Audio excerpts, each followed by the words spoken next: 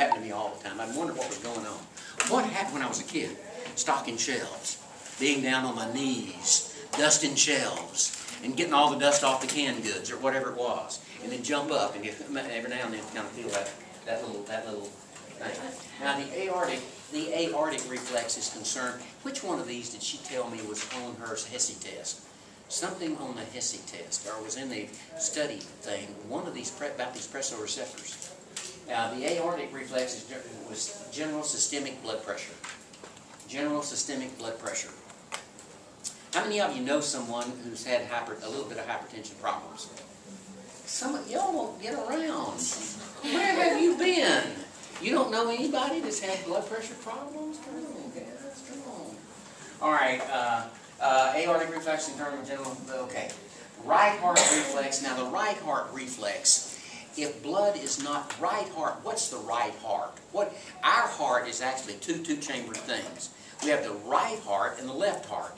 The right heart is concerned with pulmonary circulation. The left heart is concerned with systemic circulation. So the right heart, say for example, the blood pressure in the vein, the pressure in the veins is getting too big. When I say veins, inferior vena cava, superior vena cava, it's getting a little bit high. The right heart reflex sometimes will work to speed up the heart rate to get that blood out of those veins into those atria to the ventricle. Don't let it build up. Now, here's the deal, girls and guys. Here's the deal. In right side congestive heart failure, the right side's not doing what it's supposed to do. It's not doing what it's supposed to do. Blood tends to pool in the inferior vena cava. Water seeps out into the tissues from the blood, and the legs swell. The ankles swell. Y'all, sure you've heard of that before. Sure you've heard of that. We were eating somewhere the other day, this weekend, and there were some little old ladies that came in. I forgot where it was. We were up in the Conroe or somewhere. And Kat said, look at that woman's ankles. Look at her ankles. And her ankles, they were really, really, I said, well, she was walking outside. I said, I bet that little old thing that poor little thing has congestive heart failure. I bet she's got a heart condition. I'll bet she does have either some right side. I told Kathy, I said, that's right, if she does, it's right side congestive heart failure. And that's usually characteristic of that. All right, so anyway, when the pressure increases, impulse incentive stimulates the cardio accelerator, heart rate increases, and of course that's to get the blood out of those veins into the atria. So it's called the vein bridge. You might want to read that. You might want to highlight that. Draw a line from vein bridge reflex to right heart. In other words, the vein bridge is another term for a right heart reflex. The vein bridge is another term for right heart reflex. And so I keep indicating to you, if you get in nursing and you go to work for a family practice doctor, in fact, Kimberly, you live in Deer Park. I go over to Deer Park Clinic a lot, and I get stuff done over there, you know, just blood work and so forth. And I've had several of those nurses over there in my classes, and I've asked them on several different occasions, what's one of the most common things y'all see here with patients coming in from the Deer Park, from the working group of people, the working people? What's the main thing you see from people from the community coming in? High blood pressure. Nearly everybody has high blood pressure. And they will indicate that. It's as common as dirt. High blood pressure. You know, these guys from the plants, from wherever they work, the women coming in, bringing kids in, they see that on a daily basis, hypertension. Nearly everybody. And so right here, the vein bridge reflex. Now, in fact, I just want to mention these. Potassium, just very quickly on these. Potassium, sodium, calcium must be present. They explain certain ratios. I just want potassium hyperkalemia. Now look at this. This is kind of easy to remember. It's very easy, and I'll tell you why. All right, look.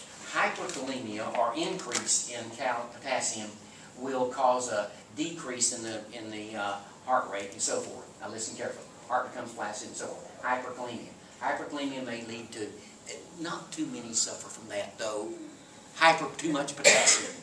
Not too many people suffer from that. But it may lead to a slow heart rate. Now look at this though.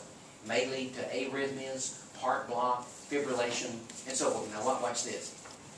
Hypokalemia. Now, well, in other words, hyperkalemia and hypokalemia will all you need to remember Kalemia means potassium. And hyper or hypo will cause a decrease in heart rate. The thing that has to be worried about with old people is hypokalemia. I remember this, I'll never forget this as long as I live. Never will forget this. Never will forget it. People would come in, we'd have bananas on sale for 19 cents a pound. People, those old folks would come in there, did you get the bananas, Luther? We got, and you know, and they'd say, well, bananas, and I would say, well, you know, bananas have potassium in them. Potassium's good for the heart. And man, they would buy, we could not keep bananas. I mean, these old folks would come in and buy bananas. They did know that bananas had potassium. Bananas have potassium. And potassium is very important as far as the heart is concerned. Now, hyperkalemia, hypokalemia, possibly so with some of those folks, yeah. In hyperkalemia, like with people like patients like renal failure. Like, well, yeah, like, sure, yeah. You get some situation like high of high potassium, yeah, something like that where it's not regulated, you know. Yeah, something along those lines. But normally it's that. Now, right here, sodium. So we know what sodium will do to blood pressure. Does everybody understand how sodium affects blood pressure? Y'all don't understand that, do you? Y'all don't remember that in 2401. When you salt your food, if you use too much salt, I'm going to tell you that real quick before we go, but I'm going to do this first. Right here, I'm going to tell you something. Sodium, a large increase or decrease will slow the heart. See, potassium, sodium, increase or decrease will slow. That's easy to remember, isn't it? You can remember that, can't you? All right, sodium. All right, now, calcium, though, hyperkalemia, speeds up the heart. This works just the opposite. I'm just going to show you. Hypo will slow down the heart. Hyper speeds up. Now, I'm going to tell you something. Here's where sodium works. Y'all need to know this, because some of you may need, in fact, I told old Dr. Metz. Kevin, do you know Dr. Metz over in Deer Park? You don't go there, you've never been to Deer Park Clinic? Or nobody else never been to Deer Park Clinic? All right, let me tell you how sodium does. What sodium does. Sodium. How does sodium affect blood pressure? All right, look carefully. Listen carefully. All right, like I saw a guy one night we were out eating. This old guy was sitting at his table. He was sitting like this. Adrian, he was doing like this. He was sitting at the table. He was doing like this with a salt shaker. With a salt shaker. Now look. I said, good lambs. I said, Kathy, look at that guy. What's he? Look at that. Look at that. Man, this guy's going to die. All right, well, let me show you. Look at that. Look, let me show you. All right, first when you do salt, okay, sodium affects the adrenal cortex, A-D-R-E-N-A-L, adrenal cortex. All right, now what salt does, when you salt, the adrenal cortex will put out the hormone aldosterone, A-L-D-O-S-T-E-R-O-N-E, aldosterone. Now what aldosterone does, now here's the kicker. Aldosterone, say, here's the blood vessel.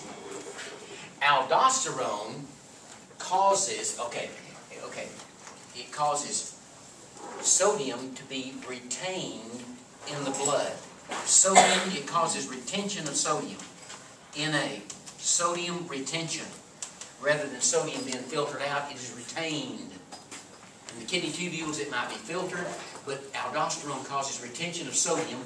If sodium is retained in the blood vessel, water, what does the osmotic concentration do here? Goes up. Water moves in. When water moves in, blood pressure goes up. That's the way sodium works. Now, if they say, Metz told me many, many years ago when I had some knee surgery, and I gained a little weight, my blood pressure got a little bit higher than it was supposed to be. He said, listen, why don't you try not salting your food? Stay off the salt for about a week, lose as few as 5 pounds, and we might not have to put you on any medication. Okay? Now the salt, and so that's what the salt does. So blood pressure. Now, staying away from salt can have a positive effect on blood pressure. Not too much. Well, everybody has to have a little salt. I mean, food with no salt on it is very bland. Oh, I agree with you. Yeah, I agree. And I'm pretty bad about it. Okay, what did we say? We have a test coming up Monday? Right. Okay. That woke everybody up. Okay. All right. Well, y'all, it'll be a while before I get the papers graded. It takes a while.